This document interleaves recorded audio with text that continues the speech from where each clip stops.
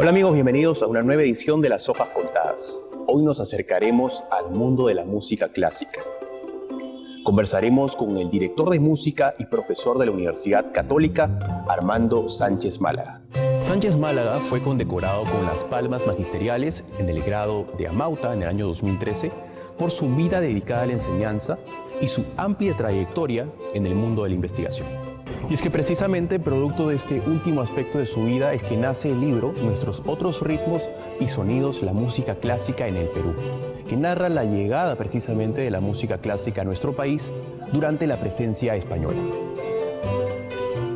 Durante la primera parte de la entrevista, el también compositor nos habla sobre el arribo de los primeros músicos hispanos, de la influencia europea, de la fusión con nuestra cultura y de la evolución de este género musical en nuestro país.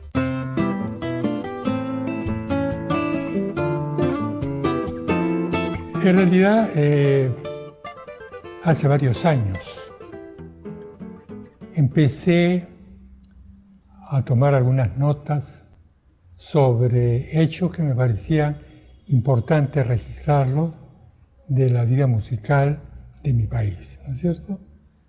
Y yo soy una persona que empezó su formación de muy niño.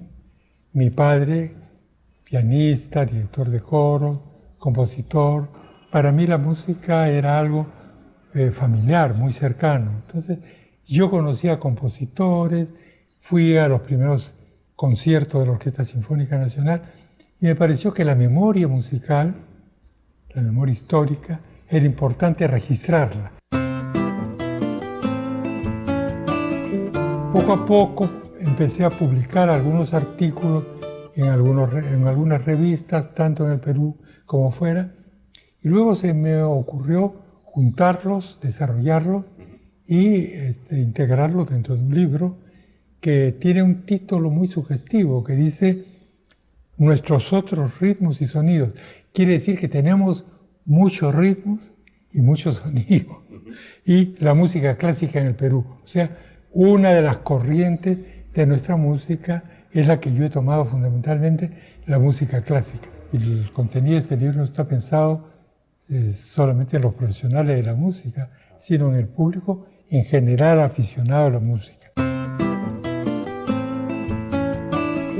Cuando llegaron los españoles acá, muy pronto, después de enviar soldados, sacerdotes, empezaron a enviar artistas para arquitectos, para construir catedrales, pintores, para elaborar la iconografía, ¿no es cierto?, para la evangelización, y músicos, para también con el mismo objetivo, ¿no?, para la evangelización. Música para la iglesia, para la catedral, y también pues para palacio. Aquí llegó la música fundamentalmente de Tomás Luis de Victoria, representante de la escuela romana, palestrina,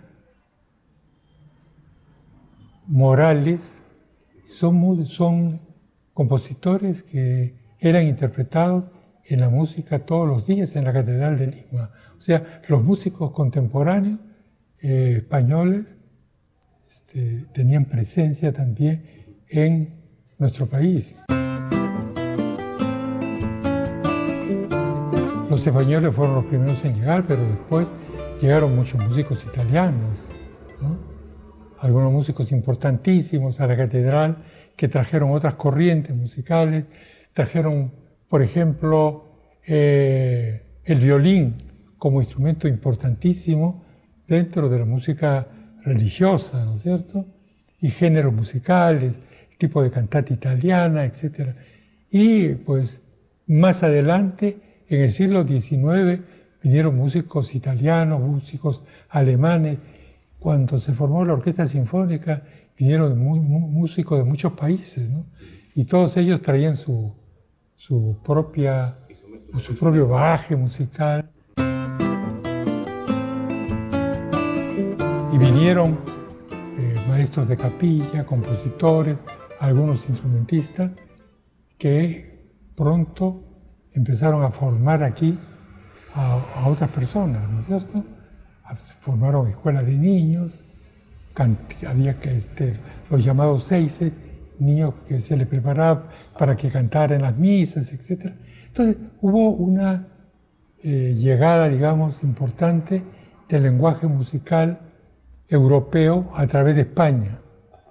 Y aquí encontraron también, pues, naturalmente, las expresiones de la música tradicional peruana. Yo escribo allí un artículo sobre el Jagna Pacha, que es una composición polifónica de comienzos del siglo XVII, ¿no?, que reúne elementos de la música europea y elementos de la música tradicional de nuestro país, y que utiliza además la lengua quechua, ¿no?, y giros melódicos, digamos, de la música tradicional y la estructura, la armonía de la música renacentista de la época. Es un sincretismo que se produce entre ambas corrientes. El género más importante de música dramática es la ópera, que surge en el barroco, surge en Italia, y hay un acercamiento entre la música, la literatura, la danza, la escenografía. Es una reunión de todas las artes. Y esto pasa después a la época clásica. Mozart es el gran compositor de ópera, de la música clásica. Y después las corrientes italiana por un lado y alemana por otra en el siglo XIX. Y todo esto viene también a América. Y aquí se escribe, por ejemplo, la primera ópera compuesta y editada en América, que es La Púrpura de la Rosa, de un compositor español que fue maestro de capilla en la Catedral de Lima. En el siglo XX se hicieron muchos experimentos, surgieron muchas tendencias, la música clásica, la música concreta, la música electrónica, la música aleatoria, ¿no es cierto? Y todas estas han ido influyendo también en la música del siglo XX, del siglo XXI, hoy día, ¿verdad? Cada uno de las técnicas, digamos, se ha ido desarrollando, la armonía, la orquestación, las formas musicales se han ido ampliando, ¿verdad?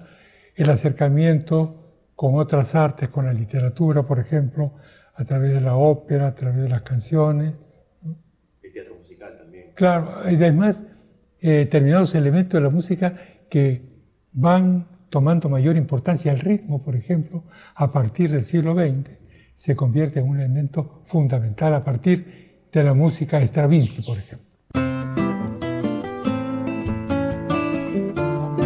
Una diferencia bastante grande, aunque hay toda una base, digamos, los géneros musicales, como la sonata, como la sinfonía, como la suite, que permanecen hoy, pero con técnicas, con contenidos diferentes. El lenguaje musical, como todos los lenguajes artísticos, ha ido desarrollándose, se ha ido enriqueciendo. El acercamiento de don Armando a la música se debe a que su padre, Carlos Sánchez, fue director del Conservatorio Nacional de Música. Gracias a ello, don Armando desde pequeño conoció importantes músicos sudamericanos que influyeron en él. Recuerde que usted puede encontrar este y otros libros publicados por el Fondo Editorial del Congreso en Girón Guayaga número 364, Cercado de Lima. La atención es de lunes a viernes de 9 de la mañana a 1 de la tarde y de 2 a 5 de la tarde. También los puedes encontrar en las principales librerías. En la última parte de esta interesante conversación, el concertista nos habla sobre su infancia, también de la decisión que tuvo de estudiar dirección musical y de lo fundamental que es promocionar la música clásica en nuestro país.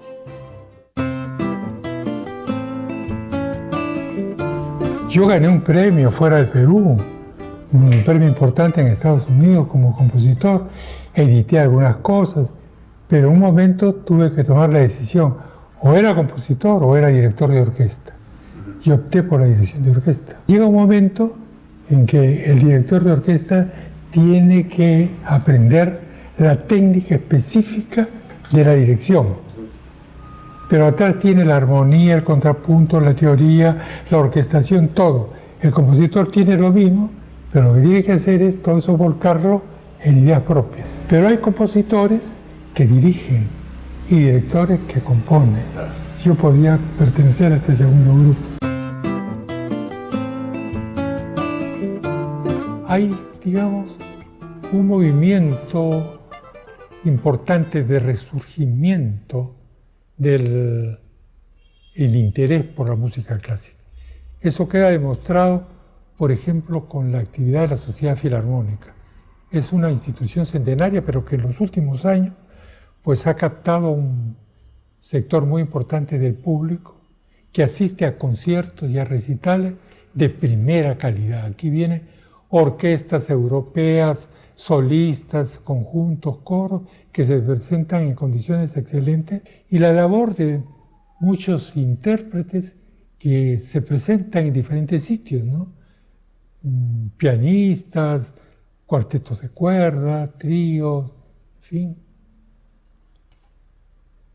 Yo creo que además hay jóvenes que asisten mucho a todas estas presentaciones, y eso es una esperanza porque el público hay que renovarlo. Lo que yo sí agrego siempre, y es un reclamo, que estas instituciones como la Sinfónica, como la Filarmónica, trabajen en la creación de su propio público, para aumentar el público, para reemplazar al público que ya va saliendo más adelante, ¿no es cierto? Gente joven. Tiene que hacer más programas para el proselitismo musical de las nuevas generaciones. Aparte de los temas que he mencionado, la música en la catedral, la ópera, la música clásica, en las instituciones musicales, el conservatorio, la sinfónica, la educación musical. Hay otros temas que he estado trabajando y que pienso yo publicarlos más adelante. Por ejemplo, la presencia de la mujer en la música, que es un tema bien interesante, no solamente en el Perú, sino en el mundo, ¿no es cierto? Todos los compositoras, intérpretes, que han tenido aportes importantes para el desarrollo musical. Siempre se ha pensado que la mujer, claro, es cierto, históricamente no tiene la misma presencia que el hombre, pero eso ha ido cambiando. Entonces eso me parece importante. La música coral en el Perú, la música de otros compositores, la música en provincias, la música de la Sociedad Filarmónica, la trayectoria, por ejemplo, de Radio Filarmonía, que este año cumple 30 años, son temas que yo los estoy trabajando y que espero publicarlos más adelante. Yo trato de dejar un testimonio de lo que yo he vivido, de lo que yo he experimentado. Amigos, nos vemos la siguiente semana en una nueva edición de Las Hojas Contadas. En nuestro siguiente programa estaremos conversando con Marcel Velázquez Castro.